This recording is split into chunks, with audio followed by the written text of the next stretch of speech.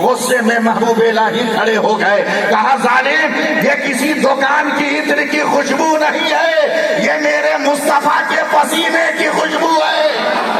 پورا مجمع ہاتھ اٹھا کے بولو یا رسول اللہ, یہ میرے نبی کے پسینے کی خوشبو ہے. پھر بولیے.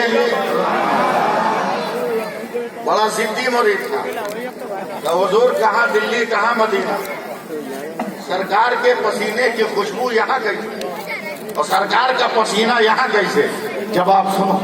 حضرت محبوب الہی تڑپ کر کہتے ہیں روزانہ فجر کی نماز پڑھ کر میں اپنے نبی پر بغیر گنے ہوئے بغیر شمار کیے درود پڑھتا ہوں. جب دن بہت چڑھ آتا ہے تب میں مسجد سے نکل کے حجرے میں آتا ہوں. بولیے, اشارہ کرائے نہیں چلے گا, ٹنا ٹن بولیے, ٹنا ٹن سنیے. ایک دن مجھے بخار لگا, میں نماز پڑھ کر چپ چاپ اپنے کمرے میں آ گیا. دن چڑھ گیا مگر بخار کے کرب اور بے چینی نے مجھے درود نہیں پڑھنے دیا.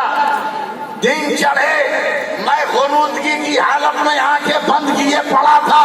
اچانک محسوس ہوا میرا دروازہ کھلا ہے اور کوئی میرے دروازے پر کھڑا ہے. تو میں نے غنودگی کے عالم میں ہی تھوڑی سی آنکھ کھول کر دیکھا تو میں دیکھتا رہ گیا میرے دروازے پر کوئی اور نہیں کھڑا ہے, مصطفیٰ جان رحمت کھڑے ہیں, پیغمبر دو جہاں کھڑے ہیں, شفیع عاشقاں کھڑے ہیں, سیاح لامکاں کھڑے ہیں.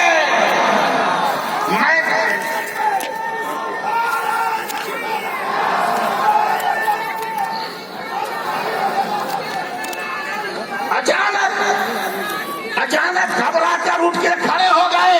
کہا سرکار ایک منٹ ٹھہر جائیے. پورے کمرے کا جائزہ لیا, کسی بھی کپڑے پر میرا یقین مستحکم نہیں ہوا. تب میں نے اپنا یہ رومال زمین پر بچھا دیا. نبی اکرم صلی اللہ علیہ وسلم چند قدم آئے اور آ کر میرے رومال پہ کھڑے ہو گئے. ان کے قلبوں کا پسینہ ہے جو آج تک مٹا نہیں ہے. جب نبی کا پسینہ نہیں مٹا سکتے تو کربلا میں نبی کا خون تھا, اسے کون بھائی کا لال مٹا سکتا ہے؟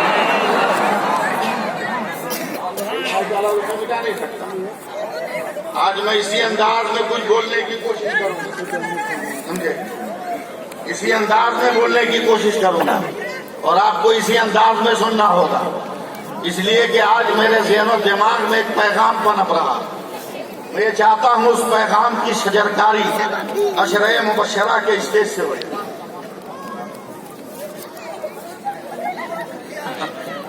اچھا میں اس کی شجرکاری یہی دلی سے شروع کروں. بہت دیکھا ہے محبت کرنے والا آپ نے, دیکھا ہے کہ نہیں؟ اور ہندوستان تو ایسے بھی محبت میں سپر فاسٹ ہے. اور قاضی صاحب ہندوستان ایسے بھی دنیا میں بہت محبتیں کی جاتی ہیں حضرت, مگر بھارت میں جیسا ہوتا ہے ویسا کہیں اور ہوتا ہے کیا؟ علامہ نفیس صاحب کی بلا قسم خدا کی, آپ کی سادگی, آپ کا طرز تکلف, آپ کا رکھ رکھاؤ ایسا لگتا ہے جیسے ہندوستان جب آزاد ہوا نواب بھاگنے لگے تو اپنے نوابی کے جتنے گاؤں تکیے تھے سب اس نے ہندوستان میں چھوڑ دیے. کیا نفاست ان کے کردار اور ان کی وجہ سے ٹپکتی ہے. سبحان اللہ کہہ دو بھائی, ذرا پیار سے کہو. ہندوستان جیسی محبت کہیں نہیں ملے گی. دنیا ڈھونڈ لو, دنیا ڈھونڈ لو. کہیں 12 بچوں کی ماں کے نام پہ تاج محل بھی بنایا گیا ہے. یہ ہندوستان ہی ہے جہاں 12 بچوں کے ماں کے نام پہ تاج محل بنایا گیا. عجب عجب محبت کرنے والے ملیں گے. میں ایک محبت کرنے والا آج پیش کروں گا, سنیے گا. ارے بولو بھائی, سنو گے؟ آئی لو یو تو بہت کہتے ہو, میں نے پیار کیا بہت کہتے ہو, لیکن آج دیکھو محبت کس کو کہتے ہیں. اگر ہاتھ اٹھا کر یا رسول اللہ کہہ دو, ذرا لہرا کے بولو یا رسول اللہ, مستی میں آ کے بولو یا رسول اللہ. ایک محبت کرنے والا دے رہا ہوں, ایک محبت کرنے والا. اور یہیں سے عشرہ مبشرہ جو ایک مکمل محبت کی کتاب ہے, میں اس کی ورق گردانی شروع کر رہا ہوں, اس کی ورق گردانی شروع کر رہا ہوں. میرے سرکار نے مکہ میں اعلان نبوت کر دیا. سننا آپ کا کام ہے, سنانا میرا کام. اعلان نبوت کر دیا. مکے میں لوگ ہیں مگر جس کا نام ابو بکر ہے وہ نہیں ہے مکہ میں. وہ نہیں ہے, وہ نہیں ہے. اعلان نبوت ہو گیا, ایک دم کھلبلی مچ گئی. اعلان نبوت کے بعد حضرت ابو بکر صدیق نے کچھ معجزات کہیے, نشانیاں کہیے یا مقدر کی بات کہیے, اعلان نبوت کے بعد مکہ میں حضرت ابو بکر نے قدم رکھا. اتنا سست رہیے گا تو سو جائیے گا, میں بھی سو جاؤں گا. مکے میں قدم رکھا. سب سے پہلی ملاقات ابو جہل سے. اے ابن ابو قحافہ, حضرت ابو بکر نے کہا فرصت نہیں ہے بات کرنے کی, بس جس کام کے لیے آیا ہوں پہلے وہ کام کرنے دو. کہا کیا کرنا ہے, کہا یہ بھی نہیں بتاؤں گا. اپنی سواری کا جانور اپنے کھونٹے سے باندھا, سیدھے نبی اکرم کے کاشانہ رحمت پر گئے. ابھی کفر اور ایمان کی کوئی بات نہیں ہے, ابھی لفظ یا رسول اللہ یا حبیب اللہ کا کوئی ذکر نہیں ہے, کوئی ذکر نہیں.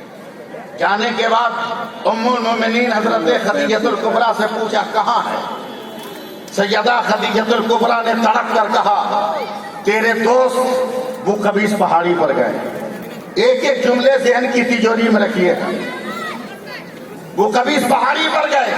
اے ابن ابو قحافہ, تیرے دوست کو مکہ والے اتنی تکلیف پہنچا رہے ہیں کہ تیرے دوست کا دل فضاؤں سے اونچاٹ ہو گیا اور وہ قبیس پہاڑی پر سکون ڈھونڈ رہا ہے. تو اس کا دوست ہے, جا ذرا اسے تسلی دے دے.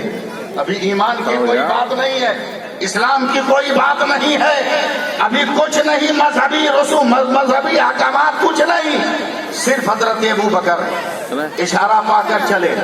اب یہیں سے آپ کی توجہ, حضرت ابو بکر جب وہ قبیس پہاڑی کے پاس جا رہے ہیں تو شام کا وقت ہونے والا ہے, سورج مغرب کی طرف جھکا ہوا ہے. اللہ کے رسول ایک پتھر کی چٹان سے پیٹھ لگا کر اپنے پاؤں کو سورج کی طرف کیے ہوئے آنکھیں بند کر کے چپ چاپ کچھ سوچ رہے ہیں. اب ذرا مجھے دیکھیے گا, میرے اشارے کو دیکھیے گا اور دنا دن سنی مسلمان کی طرح بولنا شروع کر دیجیے گا. حضرت ابو بکر جب نبی کے قریب گئے, 100 میٹر کے فاصلے پر ہے, تو اچانک حضرت ابو بکر کا سر بہت تیزی میں دائیں بائیں گھومنے لگا. کبھی سورج کو, کبھی تلوے کو, کبھی سورج کو, کبھی تلوے کو, کبھی سورج کو, کبھی تلوے کو, کبھی چہرے کو, کبھی تلوے کو. آپ لوگ کیا چاہتے ہیں کہ میرا بھی دم نکل جائے؟ جلدی بولیے سبحان اللہ. کبھی تلوے کو, کبھی سورج کی روشنی کو.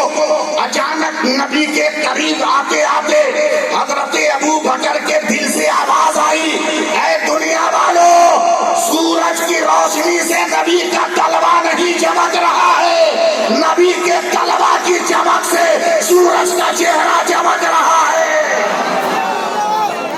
سورج کا چہرہ.